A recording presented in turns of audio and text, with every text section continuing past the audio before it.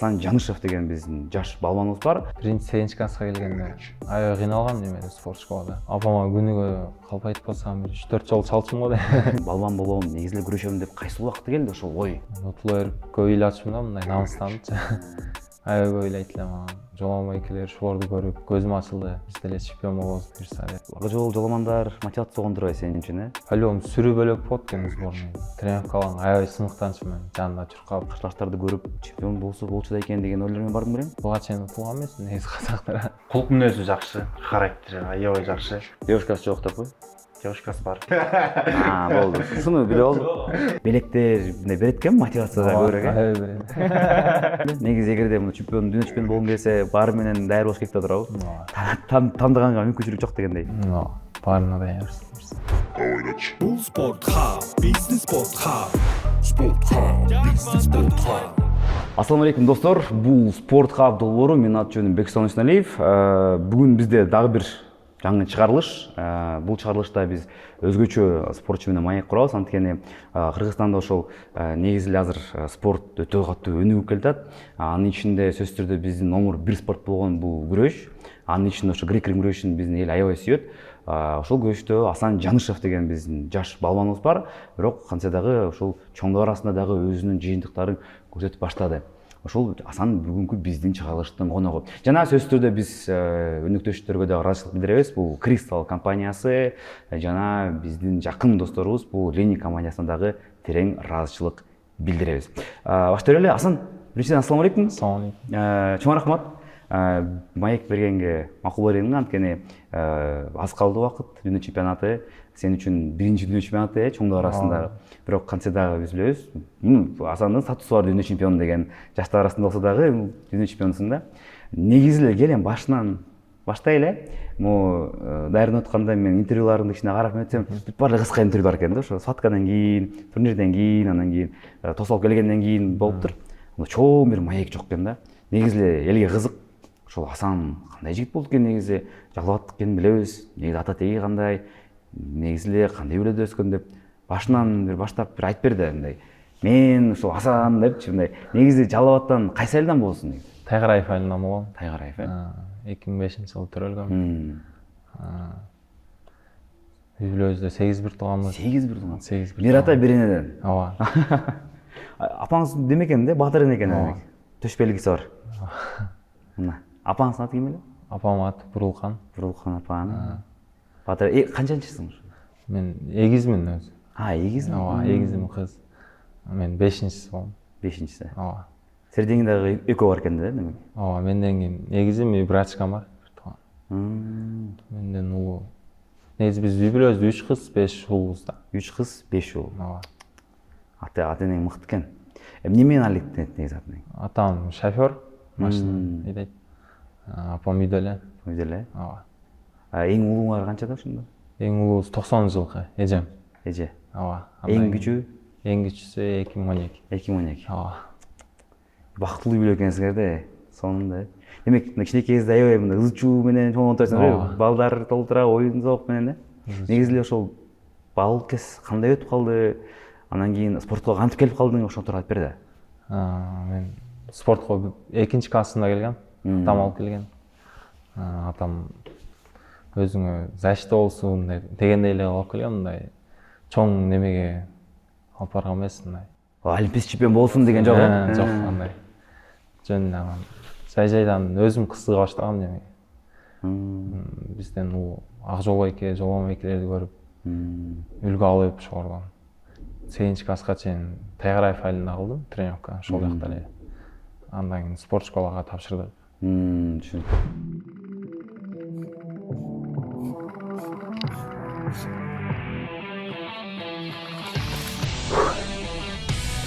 После каждой тренировки мое тело требует восстановления. Да, мы можем многое забыть, но воду никогда.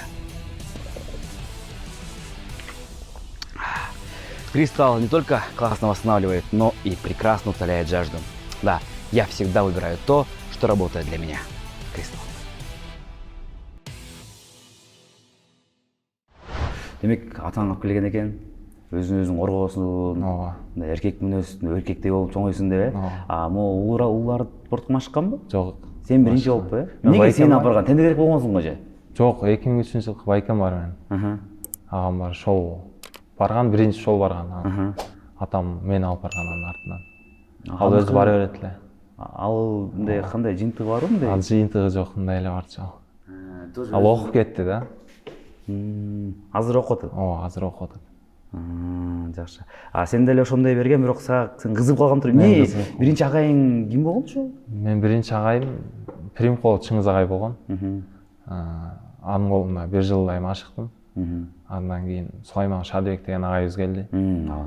Анын колунда 8 класска чейин машыгып, биздин ошол агайыбыз спорт школага келип неме болду да, тренер болуп өттү. Мен спорт школага келет деген деле ой жок болчу, мен ошол жакта эле жүрүп, ошол жакта эле. Тренерим алып келген өзү спорт школага. Эрлан экөөбүз да. Экөөбүз келип ошол жакта. Түшүнүктүү. Эме эсиңдеби, могу залга келген убакыттын биринчи күн мындай атаң алып келип, "Эй балам, мынакей күрөшкө машыгасың" деп. Неге ушул греко-римский, эмнеге ушул күрөшкө алып келдиң? Башка жок беле же? Биринчи келгенде атам алып келгенде Примкулов Чыңгыз агай болчу. Анан келип бул жаш экен, кичинекей экен, жөн эле ойноп кетип турсун көнүп деген да. Мен күнөө келип ойноп кетип турчу мындай эле. Карап балдарды көрүп, ошентип атып кызыгып кеттик. Эме ушул грек-рим күрөшү, негизи эле. Айылда башка залдар бар беле же? Жок. Грек-рим. Ошо грек-рим эле күрөш бар болчу. Жалгыз ошол болчу. Ушу келгениң 2013 окуп аткан ошондой? Ооба, 2013 окуп атып. Как раз ушул Айсул Тындыбекова эмеге Олимпиадага барып келиптир. Негизи эле ошол убакта күрөш жакшы өнүп аткан маал болчу экен да. Анан могу башында мен билишимче башка жакка барып окучусуң негизи эле. Өзүң айылында эмес. Мен өзүм айылымда эмес, ушу Кошун айылда окучумун. Кошун айылдан кийинки айыл болчу, Октябрьский деген айыл. Ошол жака барып келип окучумун. Эртең менен саат 9-да тренировка келет элем. 12:30-га чейин тренировка алып, Октябрьский мектебине барчумун ошол жака. Такси менен барып келчүмүн. Такси менен барып келсиң? Алыспы? Алыс болчу, 20 километрдей бар болчу. Алыс экен э? Ооба, жакшы эле алыс болчу. Могу үйдөн неме атаң колдоптур, апаң кандай мындай карачу эле ушул күрөшкө? Апам мени постоянно залга жөнөтчү, эртең менен тургузуп алып, тур залга бар, зал тренировка кыл деп. Апам ушундай кызыкчу да. Керектилердин апалары башкача го мындай урушуп, бул травма алат, колу сынат, буту сынат деп. Жок, андай эмес. Тескерисинче. Эмнеге анткен экен? Өзү кызыккан го ишине көрүп. Ооба, апам кызыкчу окшойт бирок. Атам алып барып койгон. Жакшы. Керек ошо ата-энелер спортчу болгондон ушун спортко берет да көбүнчө. Сеники ата-энең спортко негизи кызыгып өздөрү машыкканбы? Жок, эч ким машыккан эмес. Эч ким машыккан эмес. Жок. Негизи туугандарда андай жок. Жок. Сен биринчиси. Мен биринчиси. Жакшы. Анткени бизди азыр карасаң чоң спортчулардын көбү ушундай го, туугандары, атасы, энеси, атасы мындай күрөшүп жүргөн немелер. Демек сен өзүң династияң баштап берген сен экенсиң да буюрса. Ооба, буюрса. Биз жалгыз эле болчук. Бир туугандарым. Эми барышкан мындай где-то аз эле барган да, мындай чоң результат жок да. Международный жок андай. Азияга чыккан эмес. Түшүнүктүү. Анан окуу кандай болду ошондо? Сен окуп жүрүп, тренировка кылып, машыгып жүрүп, анан кийин кайсыл убакытта мындай жөн эле мындай машыгуу эмес, мен чын эле ушумун, балбан болом, негизи эле күрөшөм деп кайсыл убакытта келди ошол ой? Мен залга жөн эле келип кетчүмүн. Бир 3-4 жылдан кийин пайда боло баштады тренерлерибиз, соревнованияга алып чыгып, турнирлерге алып чыгып күрөштүргөндө. Мен утула берип көп ыйлачумун да, мындай намыстанычы. Аябай ыйлайт элем анан. Кийин спорт школага келгенден кийин бизден чоң Акжол байкелер, Жолон байкелер ошолорду көрүп, мындай кичине неме алдык, көзүм ачылды. Биз деле чемпион болобуз буюрса деп.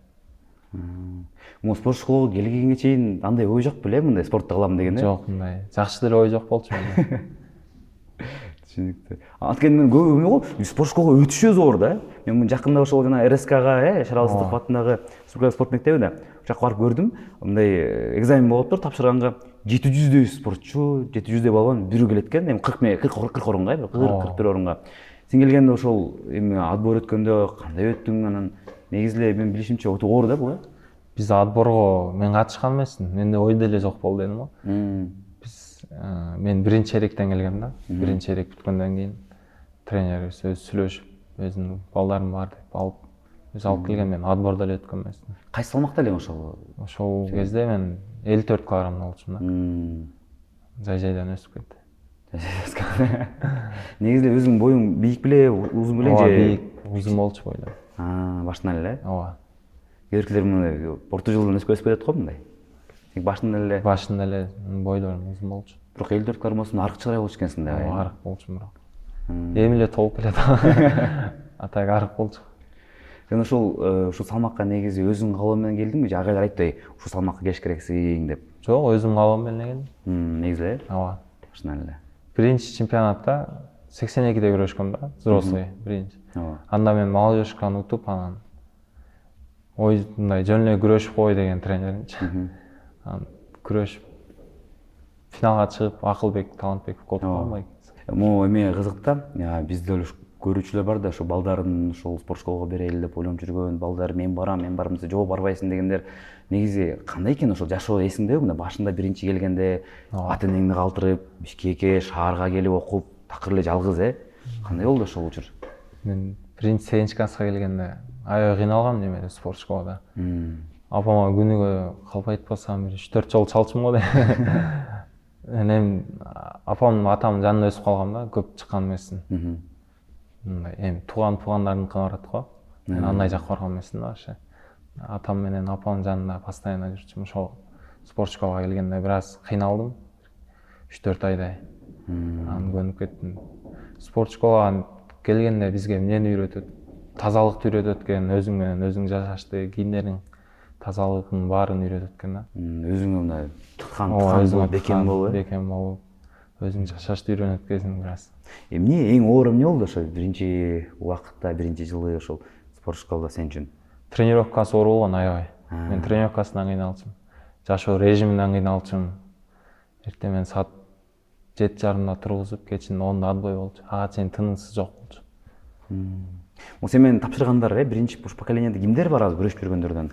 Азыр күрөшүп жүргөндөрдөн Разак Бейшекеев бар, 67 килограммда. Классташың? Ооба, классташым. Эрлан Марсулу 77-те. Жантөрө Мырзалиев бар. Айтып жүрсөм, ар бир весте бирден бала бар да биздин классташтарыбыздан. Демек, силердин классыңар азыр улуттук курама командадан келип калдыр. Келип калган. Биз 11-де бүтүп эле уже мындай взрослый команда общий ар бир вестен бирден кирдик да. Сборный команда чогуу кирип келдик 2004-жылы. Ошол моюмча силерге жеңилирээк болсо керек мындай көңүп кеткенге улуттук курама командага. Жеңилирээк болду бир аз. Классташтарыбыз көбүрөөк жалгызсырабайчы мындай. Могу Кыргызстан чемпионатын биринчи катышкан эсиңде, биринчи мындай чоңдор арасындагы Кыргызстан чемпионатын сен үчүн кандай болду? Кандай сүрү бар экен? Негизи ошол Кабыл спорт кожомкулда катыштыңарбы биринчиси? Ооба. Кандай болду негизи биринчиси? Мен биринчисинде 82 килограммда күрөшкөм. Анда биринчи эле круг Бексултан Назарбаев менен чыккан. Агабыз менен. Ооба. Алай жалаттык Жок.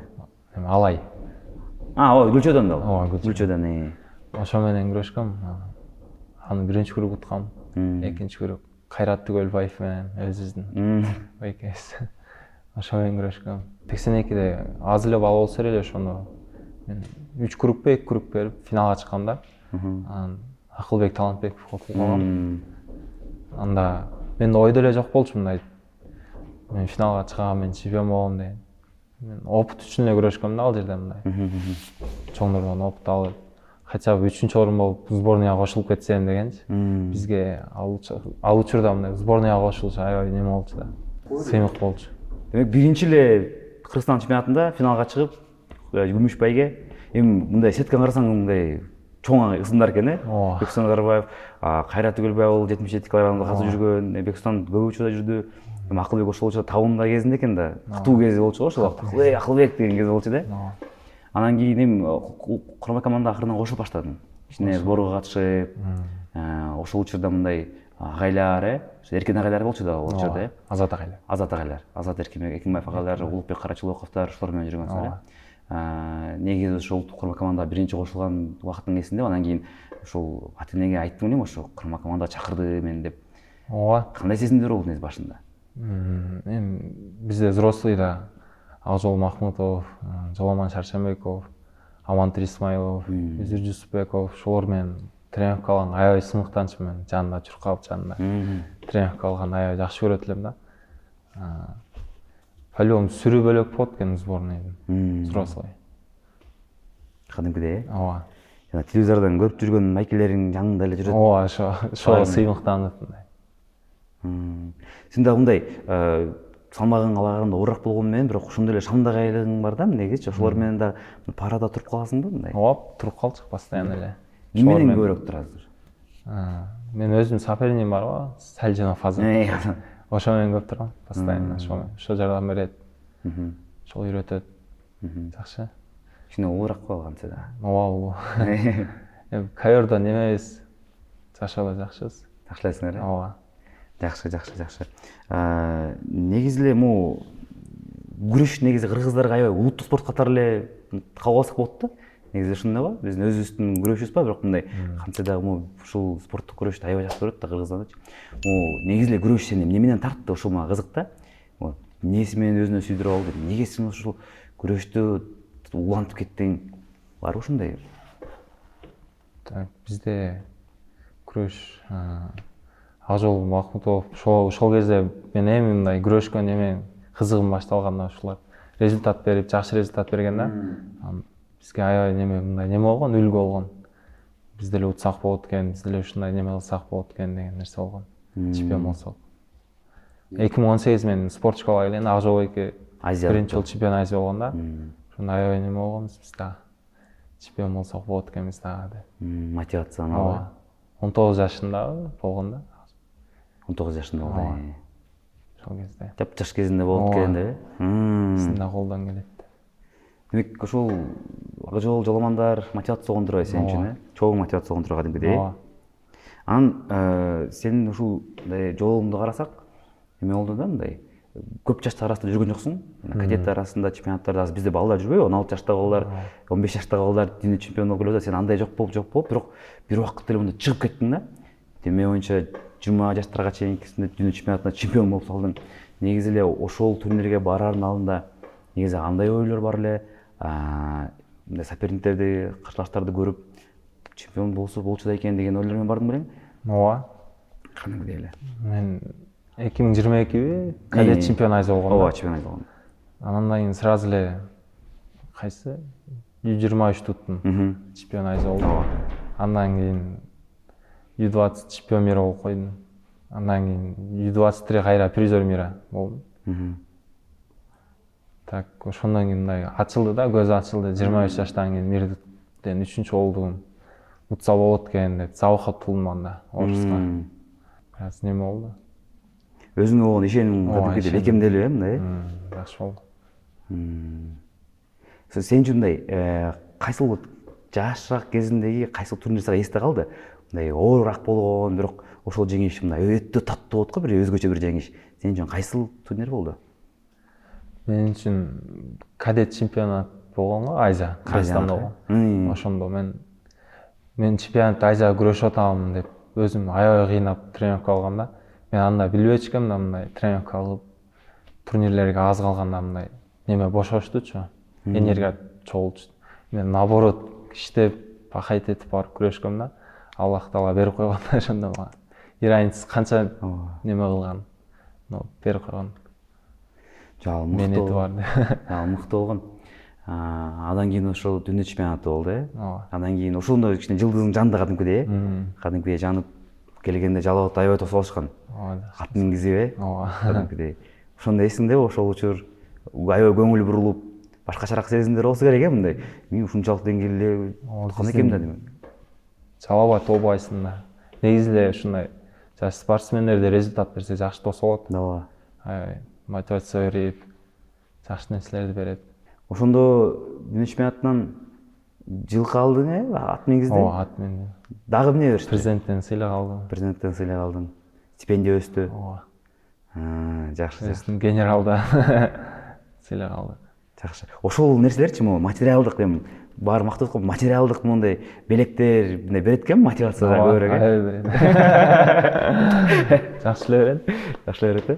А стипендияң канча азыр? Мамлекет берген. Азыр мамлекет берген 40 000. 40 000 э? Ооба. Менин билишимче буга чейин көбүрөөк болчу. ооба буга чейин азыр 40 000 болуп калды. Бизде кандай чемпион мира болгонго былтыр. Ооба. Ошондо 50 000 алдым да. Быйыл кайра чемпион айыз 40 000 алам. Бул эми сыр болбосо айтып коеюн, ал акчаны негизи эмне кыласың негизи, каяка сарптайсың же үйдөгүлөргө жибересиңби? Үйдөгүлөргө берем. Андан сырткары өз питанияга эле көп кетип калат, кийимге. Бизде эми азыр спорт школадан чыктык. Квартирадасың? Квартирадабыз. Ким менен азыр квартирада? Эрлан экөөбүз немеде, Дордой немеде. Клубта.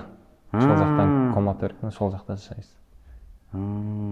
Күнүнө питанияга кетип калат. Шашен Касенов агайлар менен турбайт эмеге? Шашен ай.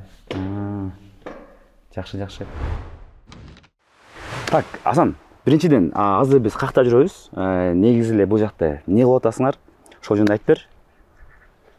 Биз азыр кой таштабыз. Кой таштабыз, сбор болуп атабыз азыр. Подготовка.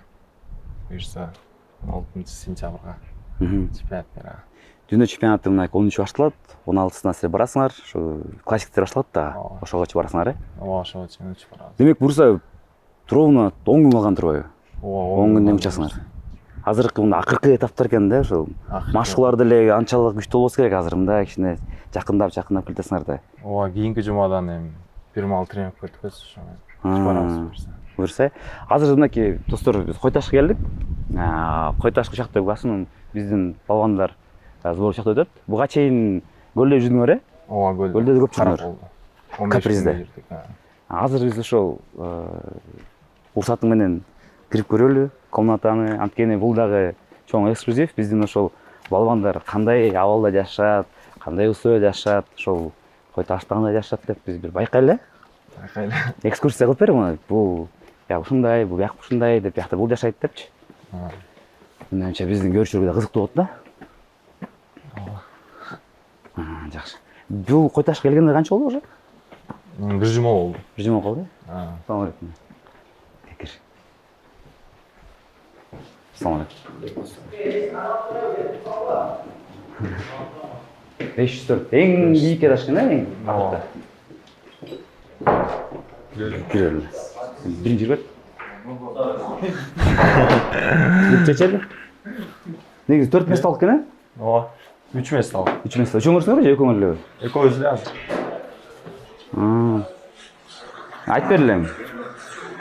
Негизи ар дайым чогусуңарбы же? Биз экөөбүз ар дайым чогуу. Ар дайым чогуу, э? Постоянно бир место жатабыз. Бир комнатада. Жакшы, бийик экен. Пластикini almasam Столду? Жо, нормально эле. Жо, негизи аябай таза. Спортчулар ушундай болот го, дисциплинаны кармаган, э? Постоянно таптаза тыккан жүрүшөт го. Ошончо. Бар эмес, э? Кимдер андай эмес? анчам жасал. Ушул этажда деп кой. Канча болду ушу үйдөн чыкканга? Кандай? Үйдөн чыгып сборго кеткенчи? Канча убакыттан бери жүрөсүң азыр? Мен негизи бул жакта спорт школада окугам да. Ооба. Көп жылдан бери эле шаардабыз биякта. Негизи. Семья жок. Өзүң эле канча жыл болуп калды ошо? Сегизинчи класстан бери. Сегизинчи класстан бери эле. 6-7 жыл болуп калды. Жа, могу ошо дүйнө чемпионатынын сборун айтам да, ошо башталганда. Спорт школадан чыгып, ошо көлгө барып, могу негизи общий канча болду? Жалпысынан. Канча убакыттан бери? Жайыбой эле сбордо болдук биз Японияда. Япониядан келип эле сразу Караколго бардык. Караколдон келип бул жака келдик. Могу эме азыркы учурдагы Кой таштагы сбор менен, окумаштуу жыйын менен ошо көлдөгү экөө айырмасы барбы? Анан кийин айырмасы эмнеде? Негизи эле могу бир күн эмне менен алек болосуңар, ошону айтып бербейсиңби? Бир күн бош убактабы же кандай? Жок, бош эмес убакта, мындай понедельник, вторник ошол убактарда. Понедельник, мисалы, эртең менен саат 7-де турабыз. Бул жакта зарядка болот. Зарядка где-то бир 40 мүнөттөй болот. Сразу эле неме, завтрактан кийин кайра саат 10-до тренировка. Келип тренировкадан келебиз 12:30. Бирлерде обед. Келип бир аз салып кайра саат 5-те тренировка. Ошо менен 3 мал, э? 3 мал тренировка болуп аткан азыр. Караколдо да 3 мал кылдык буга чейин. Демек ошол эле программа менен кыласыңарбы же азыркы учурда кичине жеңилирээк болуп баштадыбы? Азыркы учурда жеңилирээк, бираз немеге жакын, турнирге жакын жеңилдетебиз. Бираз энергия сактап, жакшы уктап, режим кармап. Негизи кандай болот азыр? Абалың кандай өзүң? Ооба, азыр жакшы буюрса. Табың келип калдыңбы? Жакшы болуп калдыңбы? Ооба, жакшы десек болот. Өзүңө мындай толугу менен ынанып мындай жакшы болуп калдым буюрса деп же кээ жерлер барбы? Дагы иштеш керек деген. Дагы иштеш керек негизи. Барбы? Ооба, отработка кылыш керек бираз. Амма функционалка жактан кандай болот? Жакшы болот? Функционалка жакшы. Эс алсак эле жакшы болуп калабыз буюрса. Жакшы. Негизи эле ошол мурунку сборлорго караганда могу эми чоңдор арасындагы бул дүйнө чемпионаты да буга чейин жаштар арасында болгон негизи мына айырма бар экенби негизи же ошондой эле болот абы? Жок, айырма бар. Кандай эмнеде айырма болот ошо? Чын. Кандай десем, айырма чоң да ортодо. Ал жак молодежь мисалы үчүн. Алардын талабы эмне күчтүүрөкпү биякта? Ооба, күчтүүрөөк болот. Бираз ответственныйраак болот чемпионат менен азыр. Кадимкидей, Да, ооба. өзүңө да мына психологиялык жактан да башкача болуш керек мурун жаштар арасында жүрүп, азыркы мындай чоңдор арасында дүйнө чемпионатына бартам дегенде дагы кичине өзүңө жоопкерчилик сезбейби? Ооба. Мен өз жаштар арасында деле көп жүрбөй алдым да, сразу эле взрослый өтүп кеттик. Жок, жана 20 жашка чейин бир жүрдүң, 23 жашка чейин кичине жүрүп эле дароо өтүп кетпедиң да? Ооба, 20 жашка чейин 1 жыл эле жүрүп. Ооба, ошо 1 жыл жүрдүм. Же бул негизи бат секирип болуп кетти да, эбечи? Ооба. Анткени мурункулар карасаң керектер жаш кадеттерден баштап сборунда жүрүп, жана канча 10-15 турнир жылына жүрүп, сеники болсо ушундай келдиң. Ошо сеники эмне себептен ушундай болуп калды деп ойлойсуң өзүң? Жакшы прогресс да ушул. Өзүң байкашың боюнча. Билбейм, мен взрослыйга өтүп, биринчи чемпионат взрослыйда күрөштүм. Ал жерден экинчи орун болуп калдым. Ооба. Ошондон кийин взрослыйга башып кеттик. Взрослыйда тренировка алып. Биякта эле кылса турбай дедиң. Ооба. Ой, чоңдор деле мен деле турбай дедиң. Жакшы. Жакшы. Эми комнатаны көрсөтүп бер. Мактай столдун үстүндө ар кайсы шаймандар бар экен. Бул сеники, тияк Ирландыга окшойт, Ооба, бул жак меники. Сеникини ошо көрсөтсөң азыраак экен кадимкидей, Айтып бер, эмне негизи комнатаңда эмне бар? Эмне кыласыңар? Эмне ичесиңер деги? Витаминдер кандай витамин ичесиңер? Бешинчи суу бул канча? Бир 2 сааткабы, бир күнгөбү деп. Бул сууну атайын алып келгенбиз, витамин ичебиз деп. Бул көрүп жаткандардай эле витамин, бул витаминдерди ичип турабыз. Тамактан кийин постоянно. L-карнитин, коллагендер. Булар химия эмес, эч жок. Эле болот, допинг так эмес. Биздин көрчө бар дейт эле, көп түшүнбөйт да. Булар сайнап турбайбы, допинг турбайбы деп каласың. Булар жөнөкөй эле витаминдер. Тамактан жетпеген витаминдерди ушул жактан алып турабыз, толуктап. Жакшы. Азыр эмнелерди ичесиң ошо витаминдерден? Азыр барды нече моолорду. Бул эле? Булар тренировка учурунда ичем. Тренировканын астында ичебиз буларды. Тамактан кийин витамин. Жакшы. Тамактануу кандай болот? Эмне тамак ичип атсаңар? Канча мал, азында калорияларды көп-көптөнбү же аз-аздан кандай болот? Диета кандай? Азыр неме бираз вес кармап, жакынап калып жүрсө. Салмак кууганга даярдап атсыңар да, кантенени. Азыр канча болот салмагың өзүңдүн? Азыр салмагым 91. Жакын эле турбайбы өзүңүн весиңе? Азыр немеде жүрөбүз да кичине диетада. Негизи жашоодо кандай салмагың? Же ар дайым ошо вес жүрөсүңбү? 93, 94 чейин барат. Барат, Негизи ошо весогонкада салмак кууганда мындай кыйналбайсыңбы? Кээдеклер аябай мындай өздөрүн өлтүрүшүп калышат го. Жок, мен көп кыйналбайм вес кууганда. Өзүңүн природный табияттан берген весиң ушу турбайбы 87-ге? Же болбосо мындай 85 болсо сага ыңгайлар кылмак беле? Жок, наоборот. 85 жет нормально? Физика жетпей калбайбы? Жакшы. Окумашы жыйын тууралуу айт. Кандай өтүп атат? Дагы эмне кыласыңар? Эмне кылып атасыңар негиле? Азыр биз азыркы учурда сбордобуз. Буга чейин Караколдо Капризде сбордо болуп келдик. Ал жакта көбүнчө офф кылдык. Физикага иштедик. Бул жакта азыр подводка болуп атат. Только матка иштеп атабыз, ковер. Турнирге жакын ошол нерсе керек өзү. Азыркы учурда тренировка 3 мал болуп атат. Эртең менен 7-де зарядка, 10-до 5-те.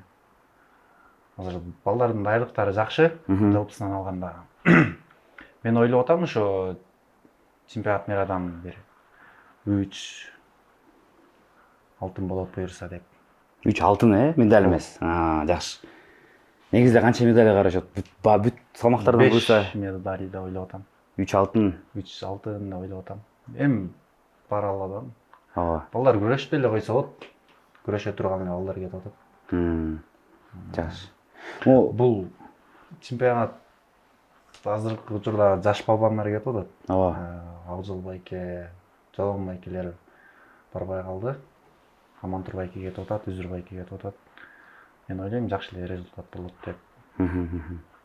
Асан өзү негизи менен көп жашайт турбайсың бир комнатада. Кандай бала негизи, кандай сосед же башка бирөөгө алмаш керекпи? Негизи Асан экөөбүз кичинекейибизден бери доспуз да, бул экөөбүз кошунабыз.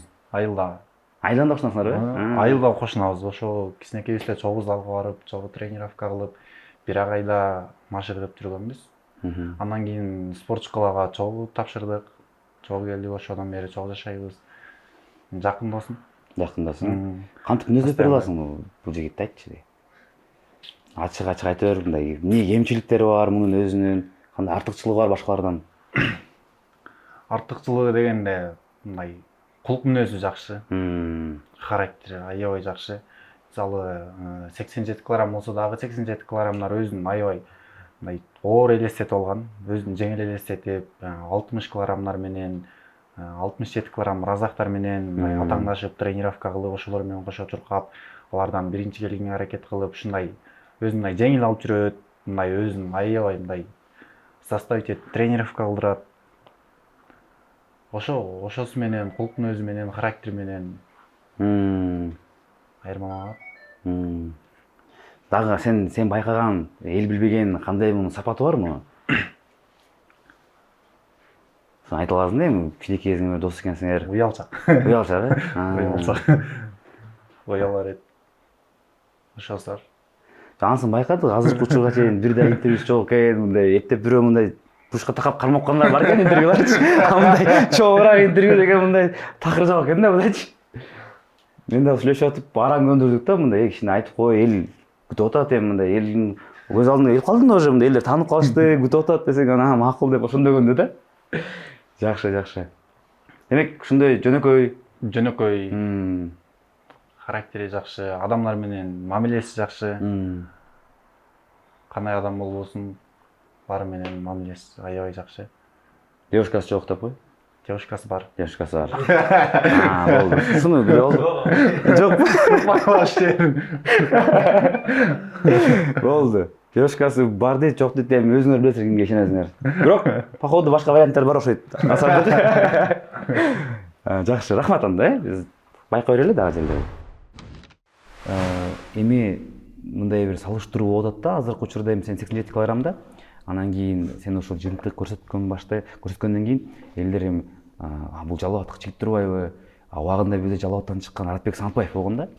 Кыргыз спортунун мындай ушул убакта эң чоң жылдызы, азыркыга чейин эми маркум болду, бирок дагы элесте да эл эсинде. Анан кийин ал дагы сенин салмагыңда күрөшкөн, 85 болчу ал убакта, 87 болду. Ошол салыштыруулар сага кандай бир мотивация береби же болбосо, ошол негизи ошону билесиңби сен салыштырат экенин? Ооба, берет. Мотивация берет, аябай эле. Сен окшош экенсиң деп көп эле айтат. Киного чакырышты. Киного чакырышты? Ооба. Аратбек Сантбаевдин ролун ойноп бери деп. Чачың өстү. Окшош каласың деп. Жакшы. Демек, ушу билем, былтыр ушу Аратбек Сантбаев тууралуу сериал болчу, э? Ооба. Сериал тартылат деген. Ошол КТРК спорттун эмеси биздин режиссер Темирлан Жумабеков тартам деп азыркыга чейин жүрөт, билем. Мен ушуну билбептим чын айтканда. Демек, Аратбек Сантбаевди Кудай буйрса сен ойноп калыш мүмкүн экенсиң да. Убакыт болсо. Өзүң кандай кабыл алдың ушу? Мен ушу актерский жакта эгерде болуп калыш мүмкүн. Агайлар кандай кабыл алды? Агайлар кое тур деди мындай. Азыр тренировканы турнирлер менен биринчи номерин Кыргызстандачы. Жакын болуп калат турнирлер. Ошо кол бош ой алат экен, сборлордо көп болуп калабыз. Ошо бир аз кое тур деген тренерлер да. Бирок мындай жакшы ой болуптур негизи, сен ошол Аратбектин ролун ойнотконго. Болуп калса эми жакшы. Эгерде тоскоол болсо, убакыт тапса болчу да экен. Сонун. Бирок салыштыруулар бар. Эми ар бир адам өз тагдыры өзүндө. Бирок кантса дагы Аратбек Сантбаевдин дагы жыйынтыгынан дагы ашып чөптүп ишенебиз. буюрса жакшы. Азыркы учурда эми окуу машыгы жыйын болуп атат. Биз кой таштабыз, буга чейин көлдө да жүздүңөр, көбүчөдө жүрөсүңөр. Анан кийин эми бул күрөш мындай жеке спорт го, жеке спорт түрү да мындай өзүңөр менен, бирок команда менен жүрөсүңөр да. Ошол командалык мындай атмосфера кандай мындай жардам берет, кандай маанеге негизи бир команда деген нерсе. Анткени эми бирок жеке да кантсе дагы ковёрдо өзүңсүң, команда эчтеке кылып бере албайт дегендейчи. Бирок команда кандай мындай жардам берет, болот? Команда бизге аябай жакшы жардам берет, мындай. Кандай десем, парага туруп берет, жардам берип, уч берет, прием жасаганда. Эми адам жок, башкача окуп атат го, мындай бир жалгыз кылсаң. Адамдар менен кылсаң мындай жакшы мындай. Алдан мотивация аласың, жетпеген жерлериңди андан аласың, ушундай. Азыр спарринг партнерың ким ошондо барбы аякта? Азыр бар. Ар дайым жүргөн жагында. Жанында. Азат Салиновпу? Жок, ал эмес. Ким? 3-номер. Бегаман деген менен отам. Удобный эле, жакшы эле сага, э? Ооба, жакшы. Ушундай эле болсо болду. Мына могу азыркы учурдагы болот атат машыгууларчы. Дүйнө чемпионатында өзгөчө мурунку чемпионат акыркы ошо Улан Батырда болду, э? Ошондон кийин Польшада да. Польшада эми Польша болду, э? Рейтинговый. Ооба. Кандай мындай өзүңө болгон кемчиликтериң болобу, артыкчылыктарың болобу, кайсыл жакта иштеш керек экен деп, ушул азыркы укмашка жыйын мурункуга караганда айырмачылыгы барбы? Эмненин үстүндө иштеп атасың азыр? Азыр көбүнчө ошибкалардын үстүндө иштеп атам. Бираз ошибкаларым көбүрөөк болуп атат. Ошол мындай эмне жакты көбүрөөк иштеп атасың, кайсы жагын? Эми физически жакшы, выносливость жакшы, отработкадан да бираз бутум алып кетип атат. Өзүм көп кубалап, көп өзүм чарчап калып атам да. Тура эмес иштеп атам. Бираз ошол жактарды иштеп атабыз азыр. Закер көп кылчагам го. Ооба. Ошондон да буттарым алып кетип жыгылып калып атам да. Чемпионат Азияда да казакка акыркы секундада түшүп калдым го, ошондой. Ошолорго. Демек азыр эме да, физикалык эмелер баары жакшы эле, детайлга карап, мындай эрежелерди моментта мондай ашып болгон тонкий моменттер экен азыр, э? Жакшы. Анан жакында биздин улуттук команданын машыктоочулары алмаштылды былтыр, э? Алмашып, сен да жаңы келип, анан негизи азыркы тренерский штаб кандай экен, алар менен кандай иштешип атасыңар азыр? Азыркы тренерлер менен жакшы эле, буюрса. Сен даярдыгыңа кандай таасир этип атат ушу Уран Калиловдун негизи тажрыйбасы, анан ошол иши? Жакшы, буюрса, жакшы эле. Жакшы эле. Улуттук командадасың азыр. Эми Акжол Махмудов, Жоламандар чемпионатына барбайт, бирок кантсе да алар менен чогуу көп убакта жүргөнсүң. Негизи эле ошол адамдардын мындай таасири кандай болду сенин ошол азыркы учурдагы келген абалыңа, негизи эле күрөшкө болгон мамилеңе, өзгөрүшүнө? Ажол байке бизге аябай эле жакшы неме берет. Жол байке экөө. Опыттарын бөлүшөт постоянно. Бул жериң мындай болуп атат, мындай кыл, тура эмес жүрүп атасың деп айтып турушат. Кимиси көбүрөөк мындай процессте да, мындай сен менен болуп жүргөндө, чогуу жүргөндө мындай, я мындай кыл, чагы мындай кыл деп мындай кеңеш айтып турабы? Ооба, экөө тең эле бирдей эле айтат. Жакшы. Эмне деп айтат? Түз жүр, нол жерлериңе жетпей атат, мындай иште деп айтып турат. Азыр мисалы үчүн биз азыр көп нерсе иштеп алышыбыз мүмкүн да, тренировкадан эртерээк келет деп турнирлердин астындачы. Чарчап каласың, эртең күрөшө албай каласың деп ушундай опыттарын бөлүшүп турат бизге.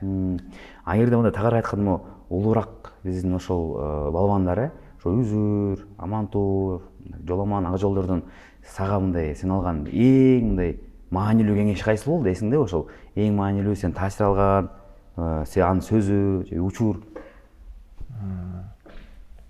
Окумашуу жыйында же турнирлерде бир Сенден үмүт чоң, жакшы иште деген нерсе болгон айткан. Ким айтты анан? Акжол эки айткан. Ошол сөздөрдү укканда кандай болот экен негизи? Үмүт чоң, мага да ишенип атат экен деген неме болот. Бул өзгөчө болуш керек. Сен колдон келет экен деген. Тиги ата энең, досторуң айткан башка, э? А мындай чемпиондор айткан ал башка болуш керек, э? Ал башка. Кадимкидей мындай ичиңде болгон жана оталып атасың го, ошо оталган нерсеге дагы мындай май куйгандай болду. Дагы көбүрөөк тренировка машыгуулам деп. Кадимкидей, жакшы. Эми мынакей 2025-жылдын башталышында ошол Улан Батырда мелдеш болду чоңдор арасында биринчи мындай олуттуу турнир ошол болду да. Жок, чемпионат Азия болду. Чемпионат Азиядан кийин быйыл дегеним да. Быйыл ошо болду. Анан кийин негизи эле көп учурда жаштар арасынан чоңдорго өтүп атканда көбү сынып калат да. Ушундай болгон да. Сынып калган учурда болгон. Сенин ошол мындай переходуң кандай болуп атат? Азыркы учурда дагы эле болуп атат да. Чоңдор арасында негизи кандай болуп атат сен үчүн? Эмнеси артыкчылык экен, мындай кандай өзгөчөлүк бар экен? Бираз сүрбөлөкчү болуп, мен былтыр эле молодежкада күрөштүм да, U20. Былтыр эле болду. Ал жакта бираз мындай физикам жетип, күчүм жетип, жакшы эле күрөшкөм. Анан быйыл взрослыйга киргенден кийин алар именно менин весимде европейцтер мындай күчтүү да, аябай физически күчтүү болот, туруп коюшат. Алар мындай бири менен күрөшөт, башын иштетипчи. Ошо бираз башкача экен, бири мындай аябай көп убакытта күрөшкөн. Эми алардын бели катыган десек болот мындай кадимкидей 30 жашка чыгып калган мындай мужиктерге 20 жаш по-любому мындай ортодо айырмачылык болот да кантсе дагы. Анан былтыр ошо Азия чемпионаты болду Иорданияда. Биринчи кругда ыргып кеттиң дароо эле казакстандык балбандан кийин. Анан кийин ошол эми муну элдер көп талкуулашты го. Жанагы беттештен кийин сен өзүң айтпадың, мен көп ыйлагам депчи буга чейин жаш кезинде. Азырда да бар экен да ошол ичинде болгон могу ызалануу деген нерсе жеңилип калгандан кийин. Анан кийин Уранагай дагы ал жерде сени урушуп дагы жиберди. Жок, урушкан жок, ал жерде тура эле айтты. 4-7 чыгып алды деп. Мен бираз немеге алдырып койдум окшойт. Эмоция алдырдың? Ооба, эмоция алдырып койдум. Акыркы секундада бал бергенге аябай күйүп кеттим да. Негизи чемпион болом деп ойлогом. Казак балбан ал легионер болчу да мындай. Ооба. Бираз тааныган эмес экен, көргөн эмес экен анча. Буга чейин утулган эмесмин негизи казактар. Утулуп элексиң буга чейин? Жок. Андан кийин өзбек балбан болчу. Жалгаспай бердим бирок. Ооба. Ал мен сборлордо көп эле түртүшүп, көп эле иштеп калдым. Аны жакшы эле неме алат элем. Ага даяр болчусуң. Ооба. Жанагы соц тармактарга аябай болуп кетти го. Ошону өзүң байкап аттыңбы? Элдер аябай талкуулап атышты, жазып атышты. Кандай өзүң реакцияларды көрүп аттың? Сага жазып чалып атышты кээдикилер, туугандар балким. Ооба, жазып чалып атышты. Баары жакшы болот, жашсаң деп. Жана ушул Уранагайды критикалагандар болгон жокпу? Анткени комментарийди окусаң көбү Уранагайды тилдегендер болду да. Эмнеге антип сүйлөйт? Мындай бала утулуп атса, кичине суратып койбойбу? Эмнеге урушуп атат дегендер. Ушундай болот го. Сага айтып аткандар болду, эмнеге антип атат деп. Ооба. Мен өзүм түшүндүрдүм, кийин ойлонуп. Меники туура эмес болуп калган окшойт. Ал жерде мындай эстегим эле келбейт азыр. Эстегиң келбейт? Ооба. Эсте эле болду. Эмоция алдырып койгон эмес. Бирок жакшысы кийинки мелдештерде кадимкидей мындай аны унутуп калгандай болуп калды. Эл да унутуп калды, өзүн унутуп калгандай болуп калды. Ушул жактан өзүң менен иштедиңби же кандай болду? Анткени кийин Азия чемпионатына жеңип алдың, кийинки турнирлерди жеңип баштадың, чоңдор арасында дагы көп баштады жыйынтыктар. Негизи эле ушул тууралуу көп айтат да, могу биздин ошол спортчуларда психологиялык жактан мындай проблема бар деп айтышат да. Бирок сенде муну көргөн жокмун да. Сен кадимкидей муну унутуп коюп, кийинкиге өтүп кеткенсиң да, оңой элечи. Негизи ошо менен кантип иштейсиң негизи? Ошол жерден чыгарып алдым окшойт ал нерсени. Кийин жакшы болду эле кетти. Жана эме дегенде экен да, могу бир эле окшогон кадимкидей чыгып жатат го. Башка турнирлерге жакшы настрой койдум. Кадимкидей өзүң. Ошибкаларым оңдоп, бираз иштеп. Чоң экөө үйрөтүп атты. Экөөбүздүн захваттарыбыз, экөөбүздүн немелерибиз бираз окшошуп кетет. Ошол жактардан үйрөтүп атты. Мен да мурда жаш кезимде ушинтип көп ошибка кылып, утулуп кала берчүмүн. Мындай кыл деп үйрөтүп. Чоң. Анан U23 дүйнө чемпионатына катышып, жарым финалда болуп, анан кийин американец менен күрөштүң. Негизи эле могу спортто мага кызык да. Жарым финалда жеңилип калып, андан кийин ошол 3-чү орунга чыгасың го. Ошол ортодо бир күн бар да, түн бар. Ошол түнү мындай кандай өзүң менен күрөшүп, анткени мен Айпери менен жакында сүйлөшкөндө айтып да, Олимпиадада жеңилип калды го, жарым финал жеңилип калгандан кийин түн менен ыйлап чыккам дейт да. Түн менен ыйлап чыгып, мен мондай өзүмдү таштай үттүрдүм дейт да. Эртеси күнү колого күрөшкөндө менде күч жок болуп калыптыр дейт. Мен ыйлап атып күчүмдү жоготкуп коюптурмун дейт да. А сен ошол учурда былтыр болду, кандай абалда элең, анан кийин кантип настрой кармадың? Каршылашың америкалык балбан болчу, күчтүү балбан болчу да, чын Американ чемпиону. Так, мага утулуп чыккандан кийин тренер айтты, эч нерсе болбойт. Эртеңки 3-чү орунга настрой кой деп жакшылап. Эртеси дагы эске түшөбүз. Түнү менен кыйналып уктай албайсың анча. Ашпаса бир 3-4 саат уктайсың нормально. Так уктай эсти күт жата бересиң курсагың тойбойнча. Жакшы. Сен бүт эгер доорлордун баарын алганда, бүт поколение алганда сага эң жаккан балбан ким? Сүйүктүү мына деп айта албайм, бирок көп эле. Күрөшкөндөр жагат. Бир 4-5 айтсаң болот го дейм. Могул жагат деп. Кыргызстандык болобу, дүйнөлүк болобу, ошолордун техникасы жагат депчи мындай. Азгул Махмутовдуку, Власов, Роман Власов. Ошол Жолон Байкенки. Кимдики? Ошолордуку го дейм. Үчөө, Ооба. Демек. Власов кошуп турсуң, башкалардан жалгыз ошону, Ошонун күрөшү аябай жагат. Баарыбыз күткөнбүз Власов менен ак жолдун күрөшүн. Акыры көрдүк.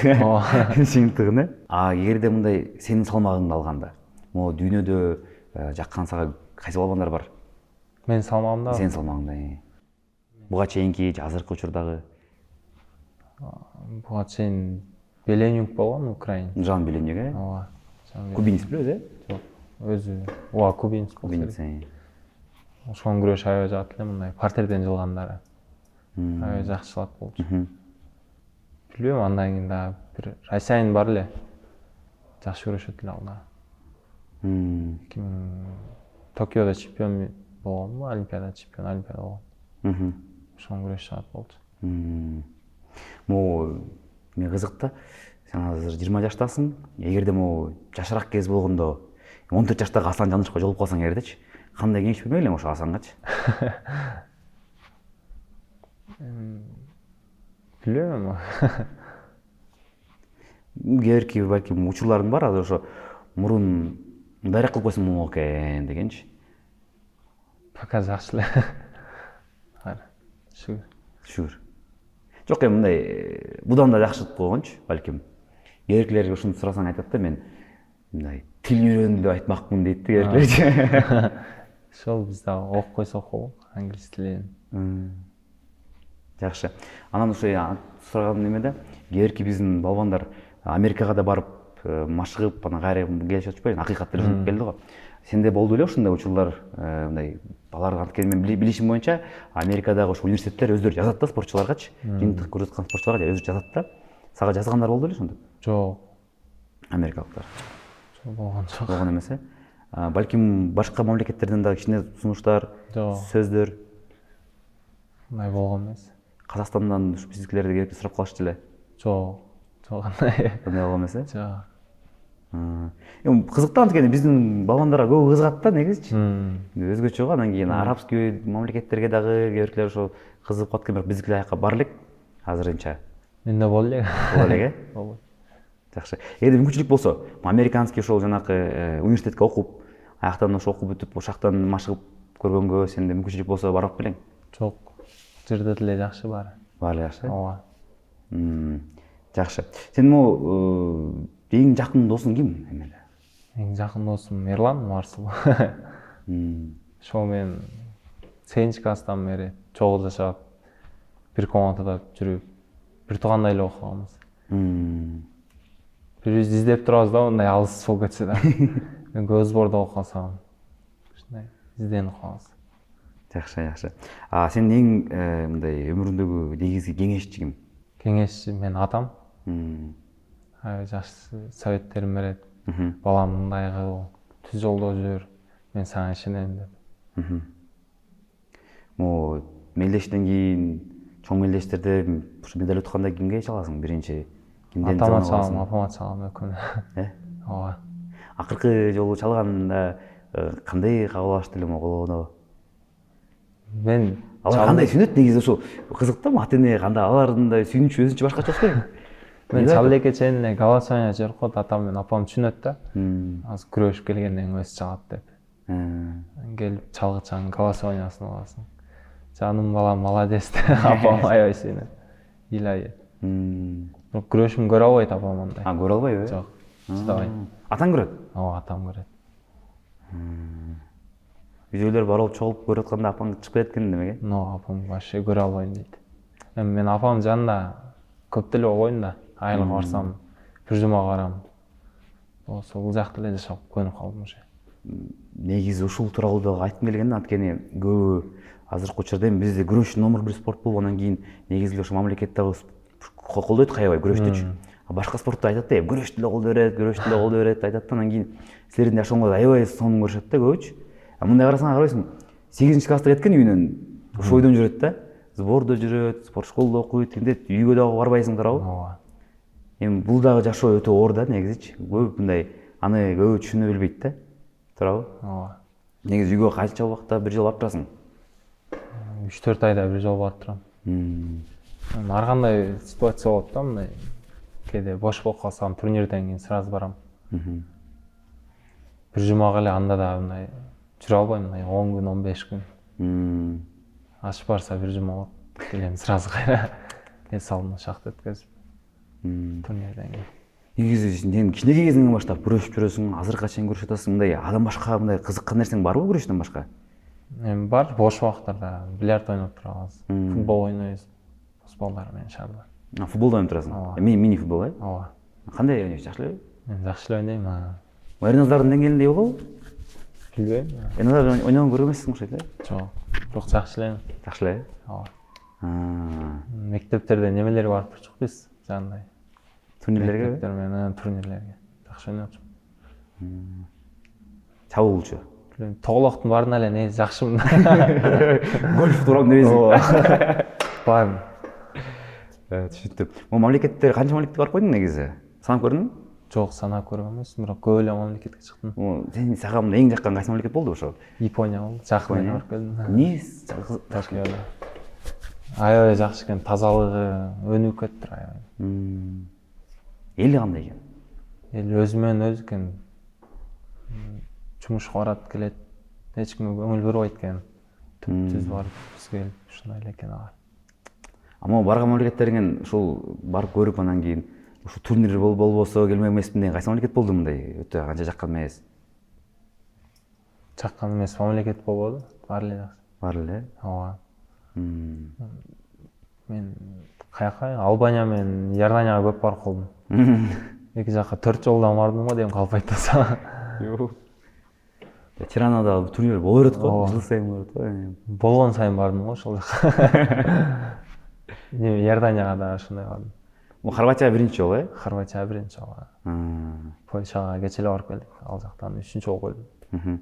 Могу келерки мелдеш тууралуу чемпионат мира, дүйнө чемпионаты эми мыктылар баары келет. Олимпиада оюндарынын жеңүүчүлөрү да бар, дүйнө чемпиондору да бар.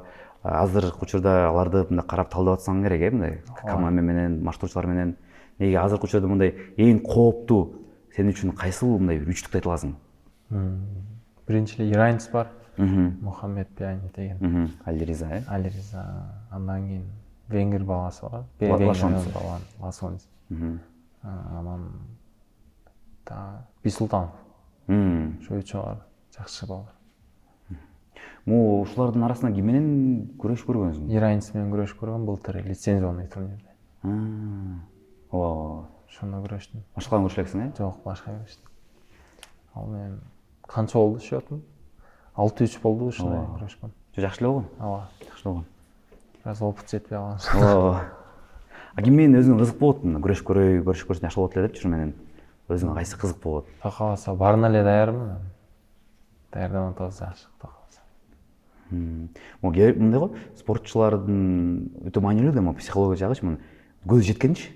Ушул нерсе көзү жеткенде, ошого нерсе жетет да көбүчү. Сен азыркы учурда көзүң жетип атабы? Кудай буйрса, дүйнө чемпионатынан эми жок дегенде медаль болот дегенге. Буйрса, ооба. Жетип атат, э? Жетип аткан үчүн буйрса. Жакшы. Бара аладан эми. Себебин кыла берели дегендей. Ооба, себебин кыла берели. Жакшы. Бирок тилекке каршы сен ошо рейтингде жок болуп, последнийларда эмессиң. Каалаган сеткага кырып калыш мүмкүн мындай эле. Ооба. Шарт да. Үмүттөнөлү. Негизи эгерде мына чемпион, дүйнө чемпиону болгуң келсе, баары менен даяр болуш керек да туурабы?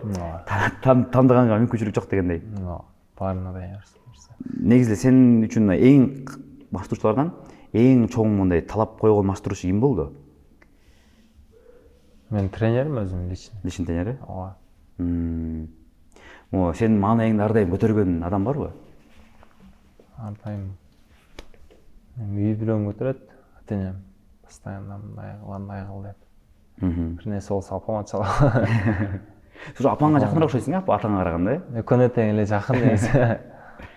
Мен атам бериш апаң көбүрөөк айтып атасың дегеним да. Жакшы. Чыдамкайлыкты кимден үйрөнөсүң негизи? Чыдамкайлыкты мен тренировкадан көбүнчө. Мындай үйрөнбөйм. Өзүм заставлять этип кылганда мындай чыдап бир нерсени кылам деп. Ошондон келеби балким, билбейм. Жеңиштеринде мындай арнаган адам болобу мындай? Могу арнайым деп мындай ар бир жеңишиңде сөзсүз түрдө мындай ошого сөзсүз түрдө арнайм деген адам барбы? Пока жок. Андай жок. Ата-энем арнагам, бул чемпион мира болгондо. Пока жок.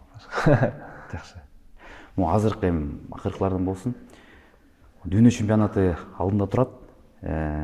Сен үчүн өзүң сезотсуң керек, жоопкерчилик сезотсуң керек. Бирок мен билишимче азыр карасам мындай жакшы абалда экенсиң да, психолог жактанчы. Өтө көп учурда эркектер мындай өзүнө жүк таштап атат го, жүк таштап, тырышып алышып, ойго атып эле жүрөт го. А сен мындай жакшы мындай жай жүргөн адам экенсиң да өзүңчү. Ушул нерсеге эмне алып келет сени ушундай абалга? Неменен өзүңдү алаксытып, неменен мындай слишком болот го, перенастрой деп коет го, ошону кылбай калганга эмне жардам берип атасың? Мен турнирге жакын негизи мындай көп ойлонбойм да немени. Соперниктерими көрүп коем күрөштөрүнчү. Мен көп ойлоно бербейм. Өзүм алаксып жүрөм. Басып ар жака бер жака айлам менен көбүнчө. Мен көп деле ойлонбойт экен мен ушу турнирлердин астынан мындай. Өзүм неме кылып, жүк алгам да. Ойлонсом. Бул жакшы сапат да негизичи. Мен оюмча бул аябай жакшы сапат. Ошон үчүн дагы утулуп каткан кез Ошон үчүн күйүп кетет да аябай. Мен аракет кылам күйбөгөнгөчү. Но эми по-любому акыркы 3-4 күн калганда ойлоно баштайсың аябай. Өзүңө көп алып, мен чемпион болушум керек, мен мындай кылышым керек депчи. Ошондон адам күйүп кетет да. Бир күн өткөндөн кийин жакшы уктап алып, эске түшкөндөн кийин эле 2-3 саат ойлонсоң жетет да. Менимчечи. Мен ошондой настрой коюп, кайсы неме менен чыгам, ошол адамга настрой коюп биринчисинде. Бунусу слабый экен го, анысы күчтүү экен го деп алдын ала башкаларга да настрой койсоң болбой калат да. Биринчи ким менен слабыйбы, күчтүүбү чыкса да ошого настрой коюп чыгыш керек жакшы. Маанилүү да бул. Анткени кээ бир учурда мындай жеңилирээк бирөөгө чыгып каласың да, рейтинг ылдыраак. Кичине мындай аны көзгө илбей чыгып алып, ушундай болуп коет биздин эле спортчулар арасында эле болуп калат да. Ошондон да утулуп калат көп утулуп калат ошондончу. Жакшы. Буюрса качан жыласыңар? Ошону айтып кет. Загребке, ошо Хорватияга. 16-сентябрь учабыз, калса. Загребке. Чейин бул жерде болосу Кой-Ташта. Кой-Ташта эле? Ооба. Аяктын ушул климаты кандай экен? Негизи эртерээк барыш керек эмес беле? Билбейм, эми тренерлер чечкен. Биз башкалар кандай экен? Алар да ушундай барат экенби? Ооба. Такап эле мындай турнирге. Бир күн эртерээк барат да. Бир күн эс алат, адаптация болуп, эртеси эске түшүп күрөшөт. Салмагың азыр жакшы эле? Салмак жакшы эле. Жакшы. 90 килограммда аткансың э? 90 килограмм. 3 килограмм эми бир жыл салмак жебей койсоң деп кой. Азыр кармап жүрөм негизи. Жакшы. Азаматсың, Асан, азыр сага бир мүмкүнчүлүк берели, биздин көрөрмандарга бир кайрылып кой, өзүңдүн көрөрмандарың сени көрүп аткан, күтүп аткандар бар. Ошолорго бир кайрылып кой. Мен оюмча алар деле үмүт өтүп атышат, бирок кантсе дагы сенин ошол сөзүңдү уккусу келип атат деп ойлойм. Ассаламу алейкум. Баарыңыздарга чоң рахмат ушинтип колдоп, коштоп, постоянно жаныңызда болуп турганыңыздарга терең ыраазычылык билдиребиз. Буюрса дүйнө чемпионатынан алтын медалды алып келебиз иншалла. Кудай буйрса. Жакшы. Асан, сага чоң рахмат. Ушул окумаш жыйынына бизди алып келип, баарын көрсөтүп койгонуңа, анткени бул өтө маанилүү нерсе. Бул биздин спортчулар буга көп мындай көңүл бурбайт, бирок кантса дагы ушул өзүнүн аудиториясы менен, өзүнүн көрөрмандары менен жакыныраак болгон жакшы да негизичи. Алардын эми сен адамды күрөшкөндө эле көрөсүң да, ал кандай адам, эмне деп ойлойт, эмне кандай жүрөт деп билбейсиң да. А бүгүн биз билип алдык сен кандай адам экенсиң. Мына жөнөкөй жакшы сүйлөгөндөн өзү токулуп аткан болчу, бирок чынында мындай сүйлөгөн дагы кадимкидей мындай сонун орду менен жакшы жигит экенсиң. Ушудан тайбай, Кудай буйрса 20 жаштасың. Эми элестетем, буйрса алдыда Олимпиада Лос-Анджелес 2028 болсо, сен ошол убакытта 23 жашта эле өткөзсүң, жап-жаш кезиң. Кийинки Олимпиадага, 2-3 Олимпиадага барганга мүмкүнчүлүк бар. Сага ишенебиз. Эң башкысы ушундан тайбай, жаракатсыз, аман эсен барып кел эми. Рахмат, буйрса. Алла таалам алтын насип этсин. Буйрса. Рахмат жан. Рахмат сизге. Рахмат. Достор, биз менен бүгүн дүйнө чемпиону, Азия чемпиону болду. Эми буйрса чоңдор арасында дагы ушул жыйынтыкка жете турган адам Асан Жанышев. Биздин өнөктөштүгү ыраазычылык билдиребиз. Бул Crystal бренди, Crystal суусу. Чоң рахмат. Анткени биздин спортту, биздин каналды колдоп турсаңар, мындай видеолор да көп көрсөтүп чыктырат. Жана биздин дагы бир өнөктөш бар, бул Lining компаниясы. Lining дагы сага ушул белек жиберген болчу. Ошо белекти жакшы кийип, эми өзүң билесиң, аякта спорт да бар. Ошон үчүн Ленингке дагы бир ыраазычылык билдиребиз. Достор, бизге сөзсүз түрдө катталгыла, анткени мен байкап атам, силер көрүп атасыңар, бирок катталгандар өтө аз. Катталгыла, видеону таркаткыла, Кудай буйрса биргеликте биздин спортту өнүктүрөлү. Силер менен Бексон Исналиев болду. Ассаламу алейкум. Sport Hub, Sport Hub, Sport Hub,